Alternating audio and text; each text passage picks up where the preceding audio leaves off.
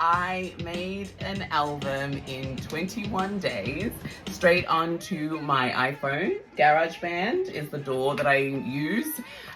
Using this cord and this headphones as the microphone, the monitor to pick up everything. And most importantly, my 2002 DGX portable Yamaha keyboard. I could talk for years on how much I love this keyboard. We have been through so much, and the music that we've created over the years has saved my life and my soul and my sanity time and time and time again. And it is no different this time with this album. Standing on the edge of change, you come to bring to see for live beyond the grave. Of the mercurial gods and land city is sway, saving souls of man to wage. Down with capital, hypocritical, antithetical, the laws of crown and state, my God. It is a love letter, a homage to hip-hop music, to the different genres and styles, specifically from the 80s, the 90s, and the early 2010s, the artists, the movements that have just shaped me as a person and as an artist. And I wanted to come on and I just wanted to geek out and be the musical geek that I am and just express to you the joy of making this album, what it meant to me, the process, why I made it the way that I made it, what music means to me now after this album, and its importance to me. So a little bit about myself. My name is Mary Laura Cato. I am a Congolese Australian artist, singer-songwriter. I produce all my music and I compose, and I also write for other artists. I have an eclectic taste to music, an eclectic love for music. I will chase anything down if it makes me feel I love it. But I would say in terms of the music that influences me the most and shapes the music that I create, there are 5 pillars, what I call the 5 pillars. And it is gospel. I grew up singing gospel music in Africa, in Australia. I grew up in the church, singing that music, writing that music. So that has always been a foundational genre and style for me. Rock was pivotal and has always been, and has taught me so much about musicality and freeness and expressing yourself through it.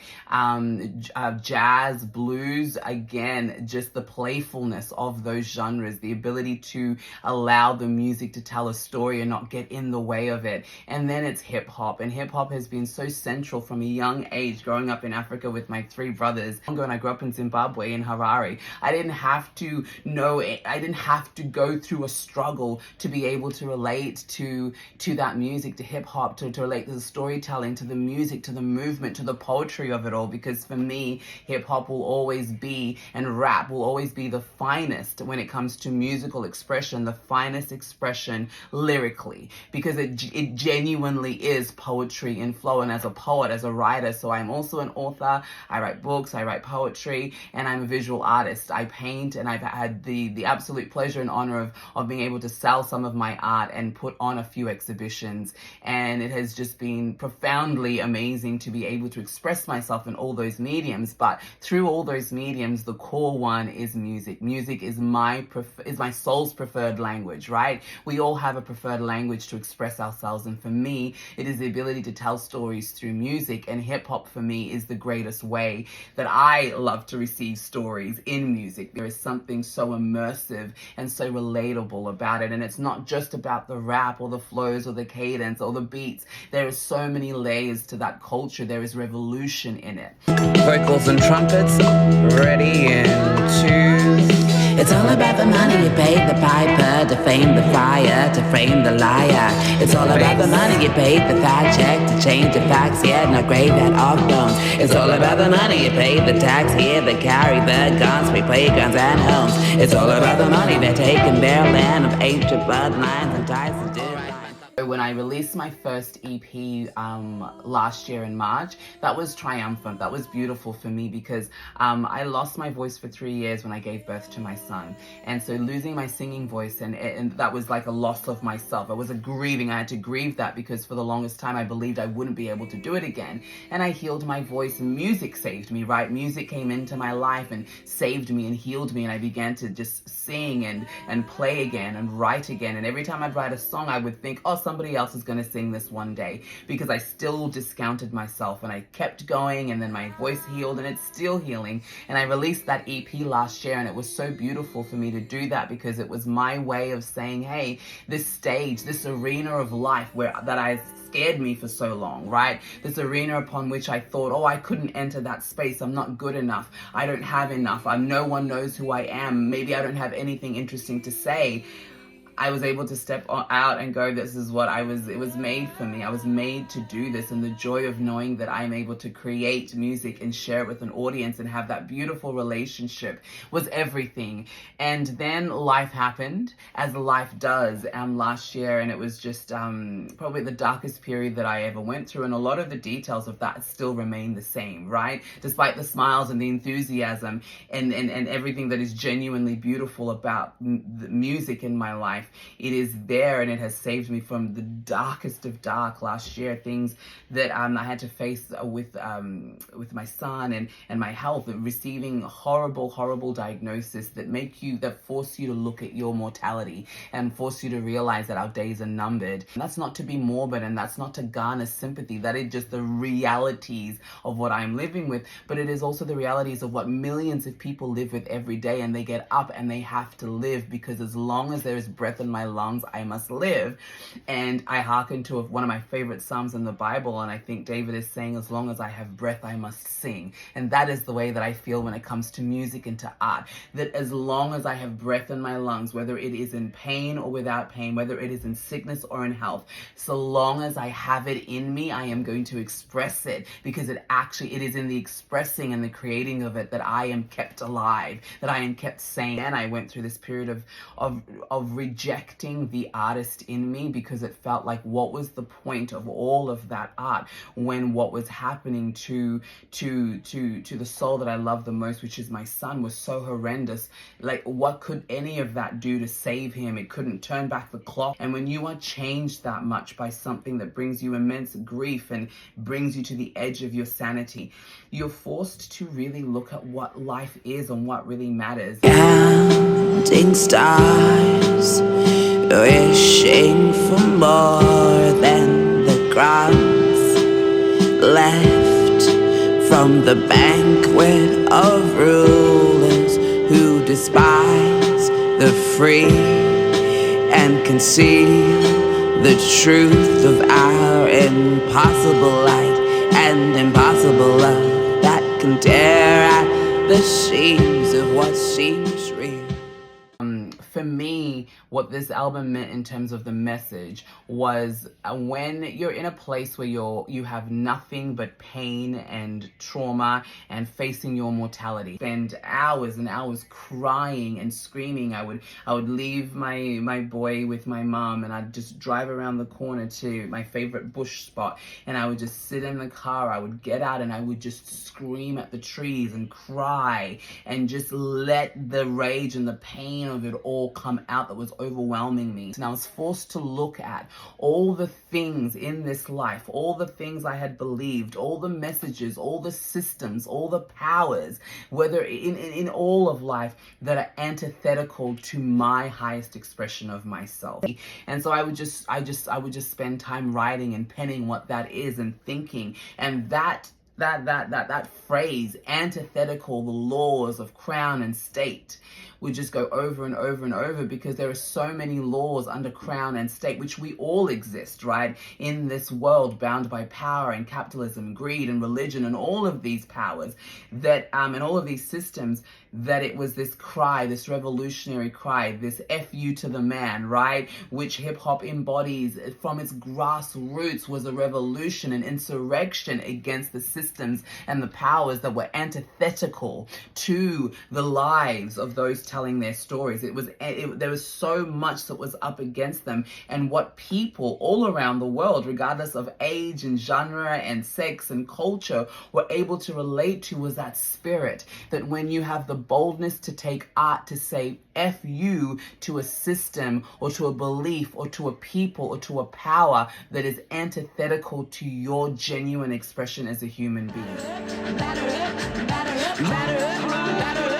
concept album, right? So it is a love letter to hip hop, and I wanted to really focus on the hip hop styles and genres and artists that inspired me from the 80s, the 90s, and the early 2010s. Right? Hip hop is so vast. There's no way I could ever explore all of it. But it was those styles and genres in those 3 decades that really shaped me, that really moved me, that I still hearken to. I am an old school head. Boom bap, give me that anytime. That is where I live mostly. And I don't get me wrong, I love the evolution of hip hop, not just in terms of in terms of America, but across the world, right? Because that is the thing about music. It isn't anyone's, it's everyone's. And when we can with respect hold the essence of music, and if you're going to create, this is what I believe, if you're going to create music, you need to be a student of it, not just in terms, again, as I said, the technicality or the craft,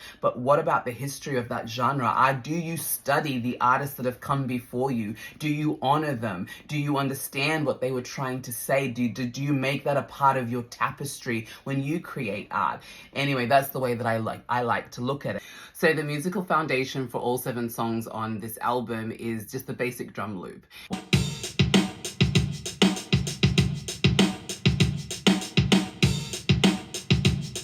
What I find so fascinating about hip hop is the fact that you can take the simplest drum loop, you can take the simplest, most simplest bareback, whether it's a b-boy that's dropping it or whether it's created, and you can get rappers that genuinely love this. This is their bread and butter. This is their love and their passion and their joy, can create the most amazing flows and cadences and bars upon the simplest beat. And so I wanted to challenge myself, right? Because I'm forever a student and I'm new at this game. This is my second project. And as an indie artist, the blessing of being an indie artist is that we get to play, right? I don't take myself too seriously when it comes to music, but what I do take seriously is my commitment to playing with music, because if you want to create anything great, you have to just do it like a child, right? You cannot tell. When I watch my son create, I can't tell him what to do. How dare I? Because that is not it. He vibes when I give him the tools and the space to create. But when I'm there hovering over a canvas and I'm like, no, those colors don't match, or maybe try this, he gets stiff, he gets upset, and then he tries to do it and then he can't do it quite like Mummy, and then he gets upset and he wants to ruin that painting, right? And this album allowed me to play in a way that I've never played before, and to construct music in a way that I've never constructed music. Because typically I would sit down, I would get the melody from the keys first, and then I would build everything else on top of that. Whereas with this, I was like, I want to go bare bones and I want to pretend that I am back in the day, and I am just coming onto the scene and I'm making music.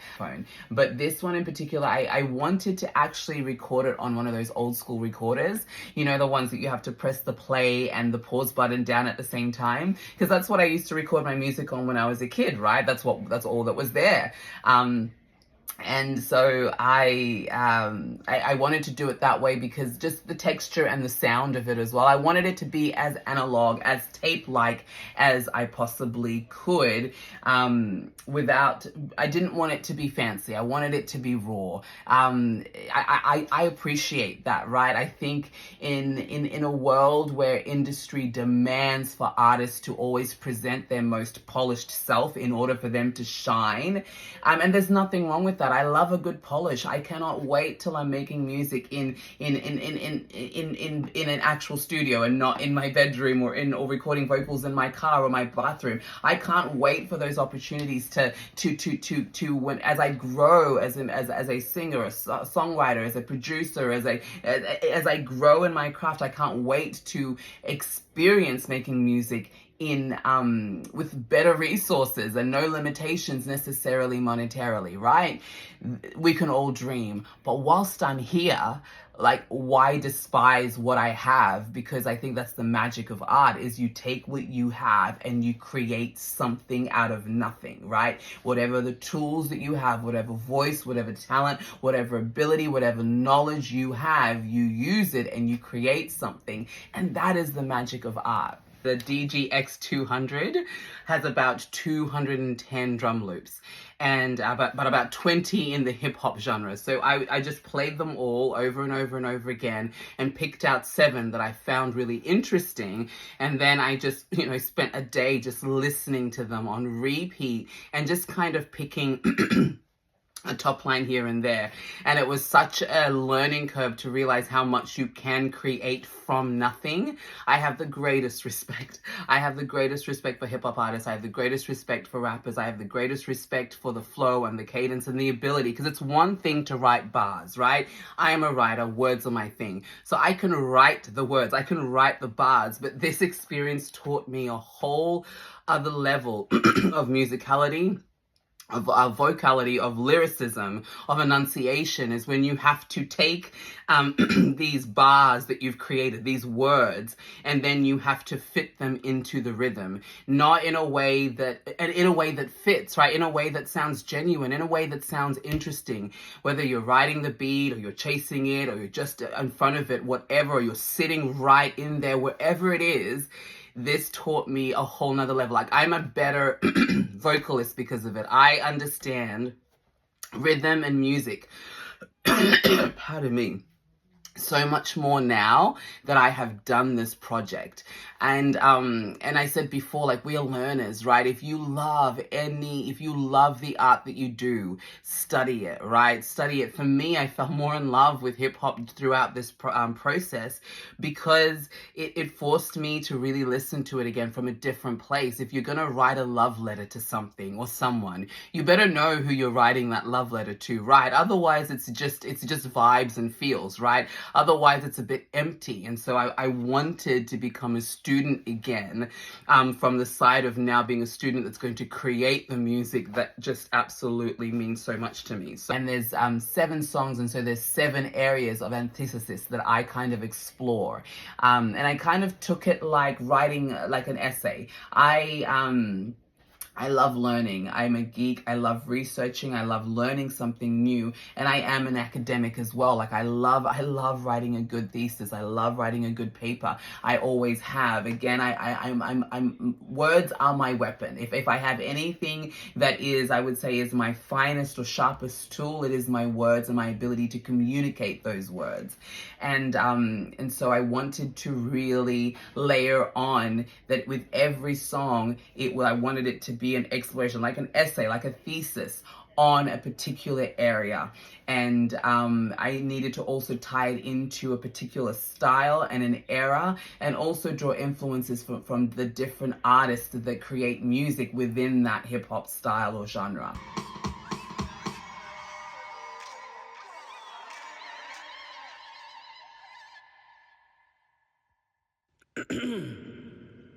It's antithetical the way they steal your mind and stain your soul to recreate a horde of drones, each one a clone for industry. It's antithetical the way we're taught to hate the darker tones and worship at the gods of white, erasing all the colors bright of creation's symphony. It's antithetical the way they savage land and kill the babes, but fix their mouth to name us beasts, enslaved to build their capital. It's antithetical the way they guard the womb of womankind and silence girls for being born. They should have been a boy. It's antithetical the way that millions die on battlefields they once called home. Now graves of bones become their legacy. It's antithetical. It's unbelievable. It's antithetical. It's unforgivable. It's antithetical. It's reprehensible. It's antithetical. It's inconceivable. It's antithetical. It's all deplorable. It's antithetical. It's hypocritical. It's dirty, nasty lies. It's blind leading blind. It's stolen histories and buried memories. It's antithetical the way I used to loathe myself.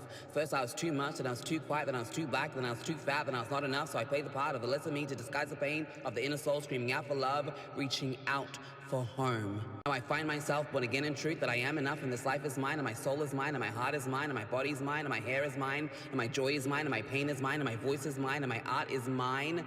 I'm mine. It's antithetical, the laws of crown and state. My God, let's dance. Turning on. All right, sound check. Everybody ready? Can we start with some brass? Drums, keys, vocals and trumpets. Ready in